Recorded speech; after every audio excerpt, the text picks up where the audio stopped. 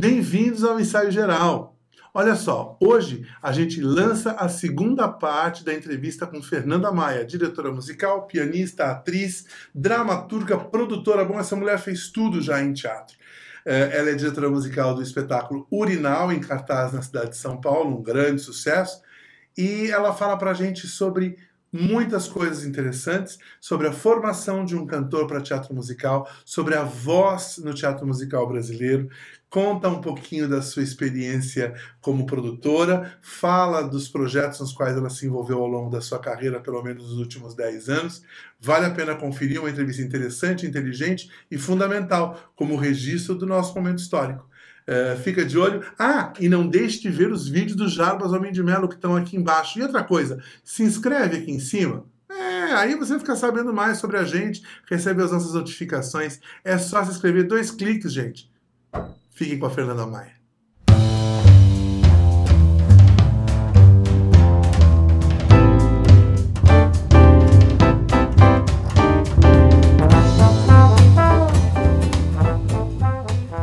Como é que a gente tem a segurança em torno de um teatro garantida, né? Como é que a gente tem uma iluminação pública no entorno de um teatro garantido? Como é que a gente tem o acesso a esse teatro garantido, né? Só se chega de carro, né? Dá para chegar de trem, dá para ir no metrô, dá para ir de ônibus e tal. Então me parece que às vezes a população de fora de São Paulo tem mais facilidade de chegar aos teatros do que a população de dentro de São Paulo. Por isso que a carinha do público de teatro é uma carinha mais de visitante esporádico e não do paulistano médio que vai ao teatro para assistir os musicais. Talvez, de verdade, não exista nem no teatro convencional. O que existe é verossimilhança. Verdade é uma coisa, verossimilhança é outra. Verdade é quanto de você, o seu sentimento e tal, né? A outra coisa é verossimilhança. Né? É você fazer alguma coisa que é crível. E eu acho que verossimilhança é absolutamente possível. Até porque o fato de um ator se emocionar cantando ou atuando não garante que aquele público vá se emocionar também. Às vezes um ator pode estar se rasgando de emoção. Se a informação que ele dá não é bem dada, o público não tem acesso a ela. E aí não vai conseguir se emocionar também. E às vezes um ator está executando muito bem.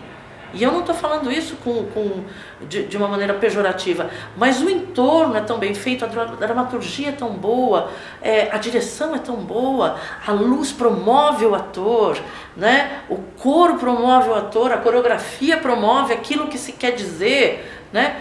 O todo está tão direcionado para aquilo que todos esses elementos estão contando, que é possível emocionar o público, sim, né?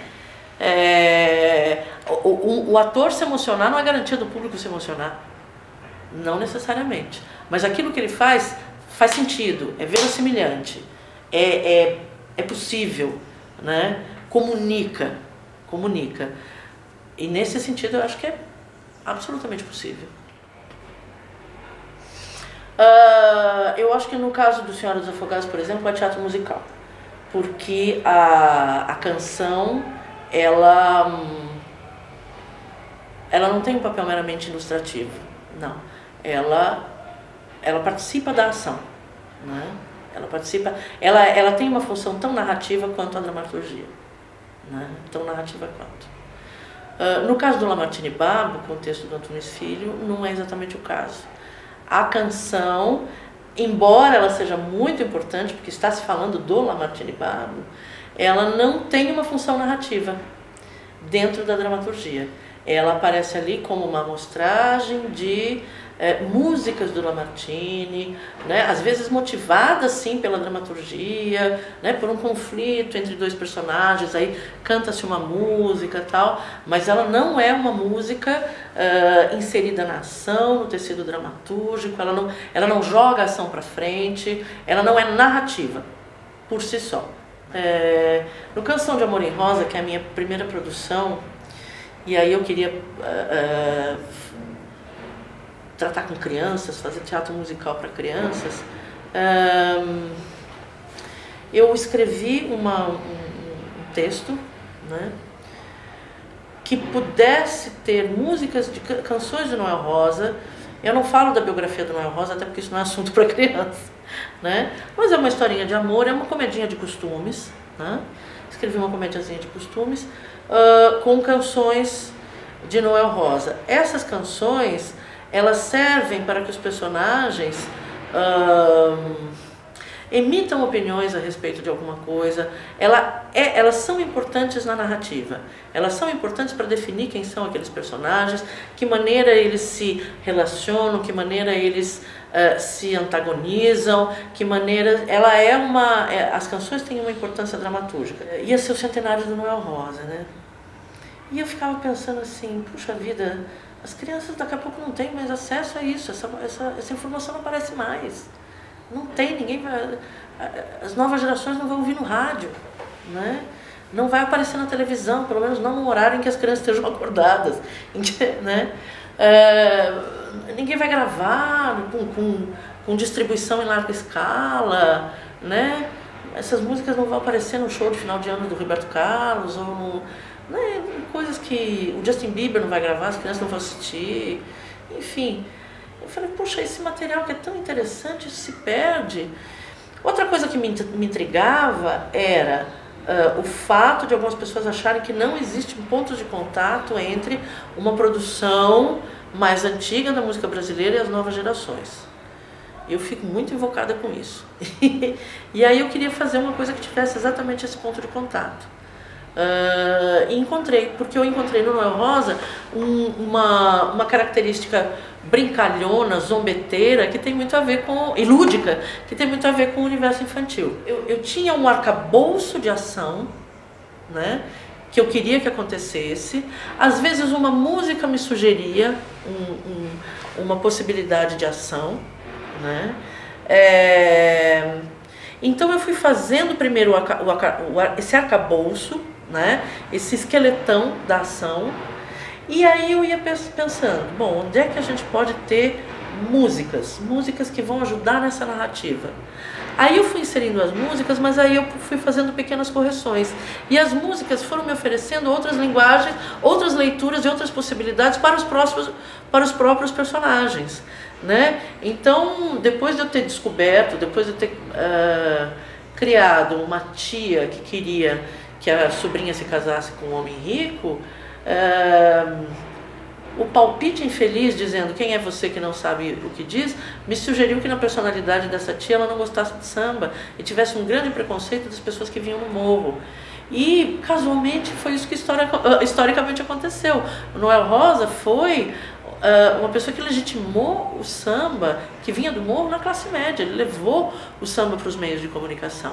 Ele era um branco de classe média que foi pegar essa música que tinha origem lá no morro, né, dos negros, e levou para o meio de comunicação de massa, que na época era o rádio, né? Ele legitimou isso. A partir de Noel Rosa, o samba deixou de ser um pouco música de marginal, né, para ser uma música que todo mundo ouvia.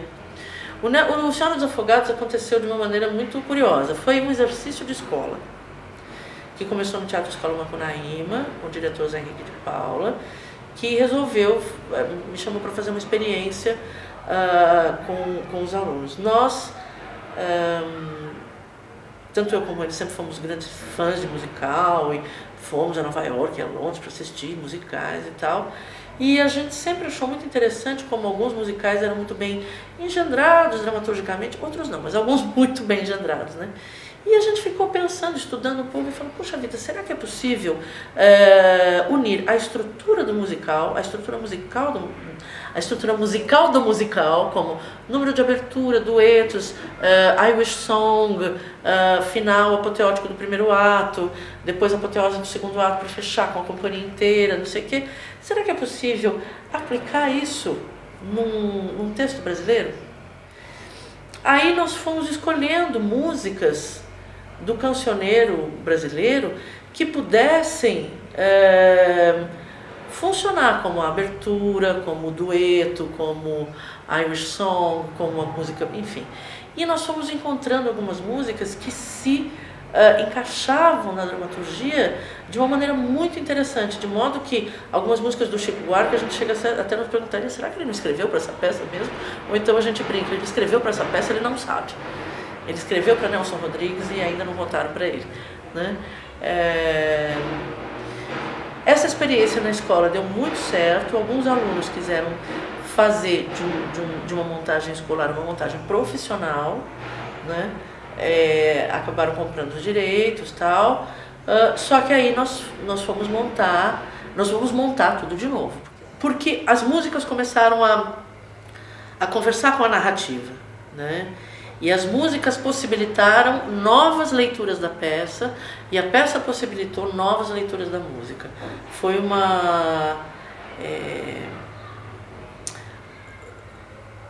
foi um processo cíclico ali, né? Uma coisa contribuiu para a outra, né? E resolvemos botar em cartaz de novo. Eu acho que ainda se faz muita cópia de modelo da Broadway e se dá pouco espaço para a descoberta de um timbre particular do ator-cantor brasileiro, né? A gente não pode esquecer que existe um pensamento, uma ideologia capitalista em termos de um musical da Broadway, na qual, se os timbres forem os mais padronizados possíveis, melhor é para você substituir, melhor é para você trocar um ator, melhor é para você... E eu acho que esse padrão, que é um padrão capitalista, que é um padrão de indústria, quando a gente tem uma prática de teatro um pouco mais artesanal no Brasil, né? E veja, eu não tô glorificando o artesanato como informalidade, não. Eu tô dizendo que a prática artesanal às vezes favorece com que você tenha uma contribuição mais pessoal com relação àquilo que você está fazendo, né? Eu acho que o timbre do ator brasileiro, ator-cantor, bailarino brasileiro, é diferente do ator-cantor da Broadway até porque eles cantam idiomas diferentes. Em inglês, a voz da gente fica mais escura, fica um pouco mais sombria, são vogais diferentes, são sons diferentes, né? Essa técnica aplicada ao português deixa o som um pouco mais estridente. Então, e também acho que existe um movimento para tornar tudo que vem de fora um pouco mais pop, dentro do padrão de emissão da música pop. Eu já vi algumas montagens que eu vi aqui no Brasil e vi lá fora, e havia um direcionamento aqui no Brasil para que a emissão dos atores-cantores se assemelhasse ao que a gente ouve no rádio, as cantoras pop, as cantoras adolescentes, as cantoras... Eu acho que existe uma cópia, né? Uma cópia nesse sentido. Eu acho que as pessoas estão começando a se preparar cada vez mais cedo, isso é bom, né? Porque a gente tem bailarinos melhores, porque existe uma questão que é física, né? É óbvio que uma pessoa que estuda balé desde criança, de adolescente, tem um preparo físico diferente de uma pessoa que começou a estudar mais velha. Isso é uma questão técnica, né? Mas, em termos de atuação, acho que às vezes a gente perde um pouco. Por quê? Porque teatro é uma arte pra gente velha. Teatro é uma arte pra gente que tem experiência, pra gente que tem dor, pra gente que tem frustração, pra gente que tem o que contar. Então eu vejo as pessoas tecnicamente muito bem preparadas, mas com uma bagagem pessoal, de experiências de vida, porque começam a estudar muito adolescentes e tal, e a gente está vivendo um tempo em que os adolescentes são muito super protegidos, é diferente dos adolescentes do nosso tempo, que caiu mais cedo na vida, né? Eram mais cedo responsáveis pelas próprias coisas, né? Eu acho que é uma geração bem preparada tecnicamente, mas que ao mesmo tempo tem menos a dizer. Esse preparo está em cima da cópia, e da cópia de um determinado segmento, que é o musical americano. Eu vejo pessoas que sabem muito de musical americano e muito pouco de música em geral. Preparadores e tal, músicos que sabem de musical americano e pouco de música. Olha, só se você comprasse os direitos de alguma coisa que você pudesse montar livremente aqui, que você pudesse reler, mas não me parece que isso seja possível, né? Você, sei lá, você vai comprar... Eu acho que talvez você tivesse que ir na fonte. Vou citar um exemplo. Tá, até que ponto o Miss Saigon conversa realmente com os vietnamitas e com a realidade vietnamita, enfim. Se o vietnamita fosse assistir o Miss Saigon, até que ponto que isso conversa com a realidade dele? Não sei, mas o Miss Saigon é feito em cima do Madame Butterfly. Então talvez a gente tivesse que ir lá buscar aquele tema do Madame Butterfly e fazer...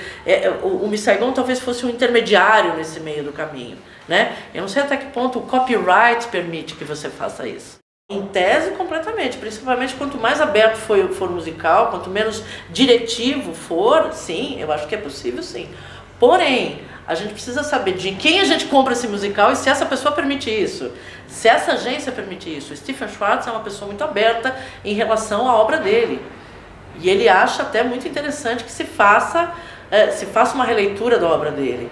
Né? Eu não sei se outras pessoas, se outros autores de musical americano permitem esse tipo de viés. Permitem que a sua obra seja relida. Varia com quem ele trabalha e qual é o musical que ele faz. A gente tem alguns diretores que permitem que os seus atores tenham alguma liberdade criativa, sim. Existem alguns que vêm a franquia e você tem que fazer uma cópia. Isso os próprios atores contam. Né? Os atores que vêm dizer, ah não, com o fulano eu consegui criar alguma coisa, com o fulano a gente não podia trocar o copo de mão, né? Isso varia. O que a pessoa que encabeça aquela ideia e que se propõe a fazer aquilo, aonde nasce a ideia, o que ela pretende fazer? Ela pretende pegar um produto que deu certo lá e trazer para cá, né? Com o intuito de fazer sucesso, né? Então eu quero fazer sucesso aqui, eu pego uma fórmula que fez sucesso lá, transponho para cá. O que também não garante, mas as pessoas às vezes pensam que isso garante. Ou então, eu tenho uma necessidade de expressar certas coisas, eu quero dizer certas coisas, e este material me oferece um interesse artístico para que eu possa dizer essas coisas. Esse material me instiga, esse material me provoca, e eu quero reler esse material. Eu quero fazer esse material, mas eu quero colocar a minha opinião sobre isso, né? Eu acho que depende disso, de onde nasce a ideia, de quem parte a ideia, né? Do produtor, do diretor, o que a produção permite que o diretor faça, né? Se o produtor se o diretor tem interesse realmente criativo em cima daquilo, eu acho que é possível, sim. Aí todos os outros desdobramentos, aquele diretor vai permitir que um figurinista crie em cima, que um ator crie, enfim, que o diretor musical crie, né? Porque o intuito dele é outro, né? Agora, se é alguma coisa, não, vamos trazer daqui, vamos repetir aqui, porque essa forma, essa liberdade não é possível. Eu acho que uma das coisas que o público procura também é uma coisa visualmente interessante, visualmente bonita. Interessante não quer dizer bonita. Bonita não quer dizer interessante, né? Procura uma coisa visualmente bonita. Procura, assim, às vezes encher os olhos, né? Acho que procura entretenimento mais do que reflexão. Isso com certeza. O grande público, sim. Um espetáculo de Broadway que tenha um nome conhecido do grande público, porque é um nome vinculado à televisão e que as pessoas conhecem e tal, capta com mais facilidade. Eu me pergunto se o Violinista no Telhado teria feito tanto sucesso se o José Maia não fosse o protagonista, né? Então acho que o fato de ter um protagonista, um ator de novela amplamente conhecido, ajuda. Seja ele um musical de Broadway ou seja um musical nacional. Está sim. Até porque tem mais referências, né? As referências estão lá, onde, né, já foi feito, né? O musical brasileiro está sendo criado, né? Está sendo feito. Em quem o protagonista do que fez o Tim Maia pôde se basear para fazer o seu personagem, né? Em quem o Thiago Abravanel pôde se basear, a não ser no próprio Tim Maia? Quantas pessoas fizeram esse personagem, não sei. Agora, quantas pessoas no mundo inteiro fizeram Jean Valjean? Tudo bem que o Jean Valjean é um personagem fictício e o Tim Maia realmente existiu, né? Mas mesmo assim, o desafio é tanto quanto. Eu fiz uma pequena produção brasileira há pouco tempo, que as pessoas tinham muita dificuldade em convenções de shot, convenções de baião, né? E eu perguntava, mas vocês não ouvem música o tempo inteiro? Mais difícil do que isso, vocês não ouvem as fórmulas da música pop? Porque isso aqui é uma fórmula, uma terminação. Meia dúzia de baiões tem isso. Não, mas não está no ouvido das pessoas. Nem sempre quem canta musical americano canta shot, canta chachado. Como qualquer cantor, né? Existem embocaduras, né? Quantos cantores a gente tem na música brasileira que cantavam tudo? Cantam qualquer coisa. Ter uma indústria. Nós não temos essa indústria, nós não temos em termos de produção brasileira é muito difícil ter um mercado, né? Vamos falar em termos de teatro brasileiro. Qual é o mercado do teatro brasileiro? Quais as características do mercado teatral brasileiro? Né? Cada caso é um caso, cada coisa... É muito difícil de se preparar, de se precisar, né? Eu acho que a gente ainda não tem uma indústria, exatamente. A gente não tem um mercado, né? Eu acho que uma indústria precisa saber para quem ela vende, né? Quais as necessidades, quais as demandas do seu público. E eu acho que no Brasil a gente tem um público ainda para esse tipo de coisa, informação. Para o musical brasileiro. Falta dramaturgia. Eu acho que por isso que muitas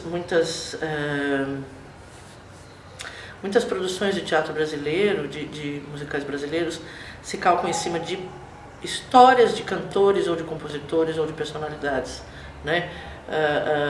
Luiz Gonzaga, Calbi Peixoto, Tim Maia, enfim, Orlando Silva, enfim, né?